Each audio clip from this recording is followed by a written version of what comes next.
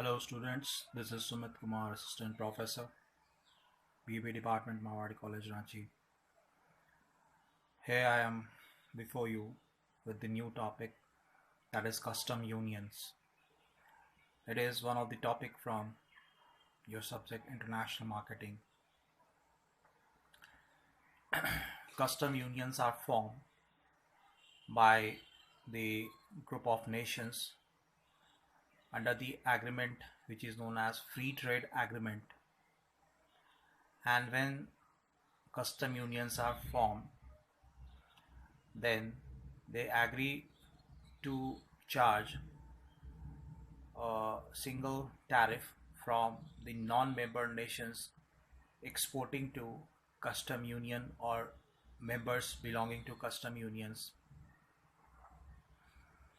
The purpose behind formation of such custom union is freeing trade from tariff barriers.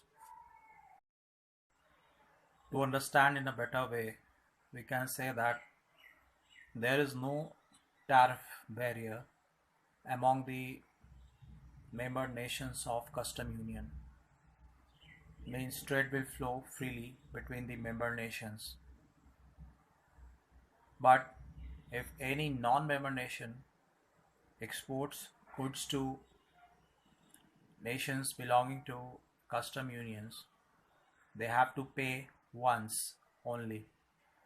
And once the goods are within custom union, it flows freely to other member nations of custom union.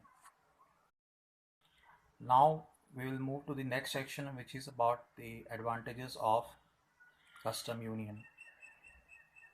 The first and foremost advantage of custom union is that there is an increase in the trade flow between the member nations, but it can be seen in another way also. uh, at the one side of this coin, trade inflow increases between the member nations of custom union, but on the other side there may be a chance that the trade flow between the member nations and the non-member nations may decrease. The formation of custom union is advantageous for the member nations or not depends upon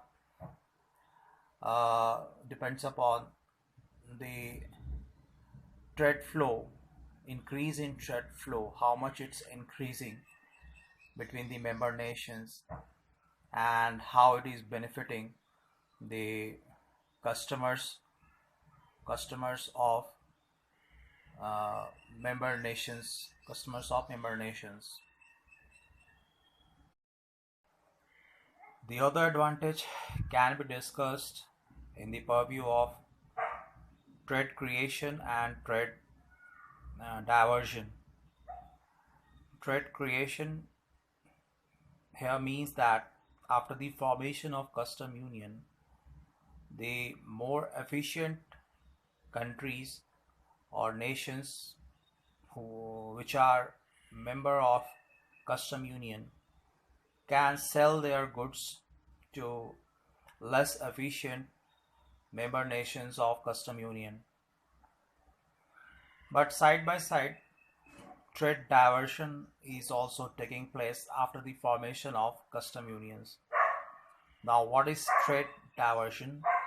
Trade diversion means uh, now the efficient non-member nations of custom union are less likely to sell their products to member nations of custom union. This gives chance to less efficient member nations of custom union to sell their products to more efficient members of custom union. The next advantage is that formation of custom union solves the problem of trade deflection. Now we will try to understand the meaning of trade deflection. If there is simple FTA agreement between the member nations and it's not the and they have not formed the custom union, means the full form of FTA is free trade area, a free trade agreement, and in simple free trade agreement, member nations can charge tariffs or taxes from the exporting nations according to their convenience. So, in simple free trade area, uh, there is a chance that member nations may charge different rates of tariffs from non-member nations exporting their goods to FTA nations. Then there is a chance that trade deflection may take place. For example, if Germany and France are having free trade agreement between them and Japanese company wants to export their cars to these two countries and Germans are charging taxes at the rate of 40% while the France is charging taxes at the rate of 10%.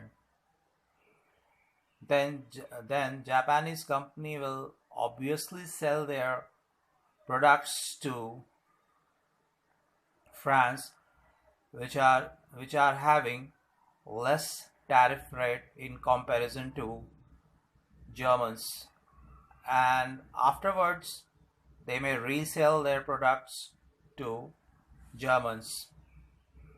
So in this the situation which is arising because of different tariff rates uh, charged by the member nations of simple free trade agreement is known as trade deflection.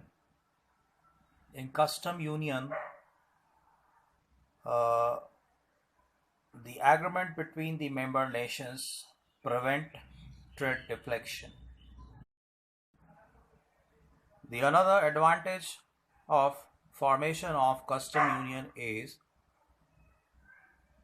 integration and cooperation between the member nations of custom union, which leads to formation of single market, single monetary union, single fiscal union, which solves number of existing problems. But we can't deny that formation of custom union solves number of existing problems, but it may pave a way to number of other problems. Now students will discuss about the disadvantages of custom unions. The first disadvantage is that the member nations of custom unions lose the economic sovereignty, which means that whenever these countries or any of the member country wants to negotiate with other non-member countries or WTO or other financial institutions, international financial institutions, they have to negotiate collectively. They cannot negotiate individually on their own terms for the interest of their country. Another disadvantage of formation of custom union is regarding allocation of tariff revenue between the member nations. If any member nation is having more trade with a particular non-member nation, then the revenue generated from tariff is about to be shared between all the member nations, and in this case the actually trading country may not get their share of cake. The another fact related to this disadvantage is that the country which receives the tariff uh, receives the tariff keep, keeps itself about 20% to 25% of tariffs additionally as administrative charges. So in this case there is a loss to the member nation which is actually trading with non-member nation. The another disadvantage related to custom unions is that uh, regarding negotiations for fixation of common tariffs between the members of custom unions, and this becomes more important when they negotiate upon the sensitive lists of goods. Now, what are the sensitive goods? The sensitive goods are those goods which the particular member nations are having sufficient control over resources, as well as having competitive advantage over other member nations because of having control over resources. So it becomes very difficult for them to relinquish the rights and shares on goods belonging to sensitive lists. So this negotiation takes a long duration, so that to reach to an agreement by the member nations of custom unions,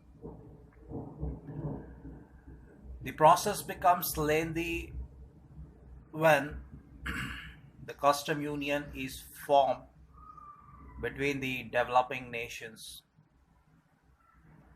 So students, this was in brief about the custom unions, the advantages of custom unions and disadvantages of custom unions.